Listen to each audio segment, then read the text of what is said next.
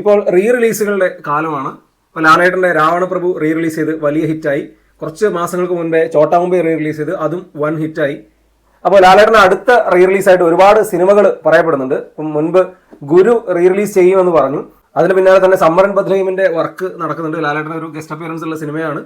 അതുപോലെ ഇപ്പോൾ പറയുന്നത് ലാലേട്ടൻ്റെ ഉസ്താദ് എന്ന് പറയുന്ന സിനിമ വീണ്ടും റീ റിലീസ് ചെയ്യാൻ പോവാണ്. അതിന്റെ ഒരു അനൗൺസ്മെന്റ് ഒക്കെ പോസ്റ്ററായിട്ട് ഇപ്പോൾ വന്നിട്ടുണ്ട്. എനിക്ക് തോന്നുന്നു ഉസ്താദ് റീ റിലീസിന് പറ്റിയൊരു സിനിമ തന്നെയാണ്. ലാലേട്ടൻ്റെ മീശപുരി ചിത്രങ്ങളിൽ ഒന്നാണ്. തിയേറ്ററിൽ അന്ന് നന്നായി വർക്കായി പോയ സിനിമയാണ്.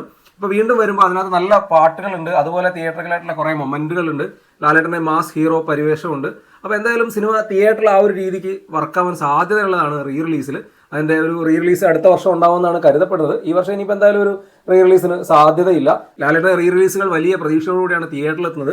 ഇതുവരെ തിയേറ്ററിലെത്തിയ എല്ലാ റീ റിലീസുകളും വലിയ ഹിറ്റായിട്ടുണ്ട്. ഇപ്പോൾ റൺ ബേബി റണ്ണൊക്കെ റീ റിലീസ് പറയപ്പെടുന്നുണ്ട്. തിയേറ്ററിൽ എത്തുമെന്ന് അറിയില്ല. അതുപോലെ ഉദയനാട് താരം മുൻപ് പറഞ്ഞു കേട്ടിരുന്നു. അപ്പോൾ ഉസ്താദ് എന്തായാലും വരികയാണെങ്കിൽ അതിന് നല്ലൊരു രീതിയിലുള്ള റിസപ്ഷൻ സാധ്യതയുണ്ട്. കാരണം ഫാൻസുകാർക്കൊക്കെ ആഘോഷിക്കാൻ വക നൽകുന്ന ഒരുപാട് മൊമെന്റുകളുള്ള സിനിമ കൂടിയാണ് ഉസ്താദ്.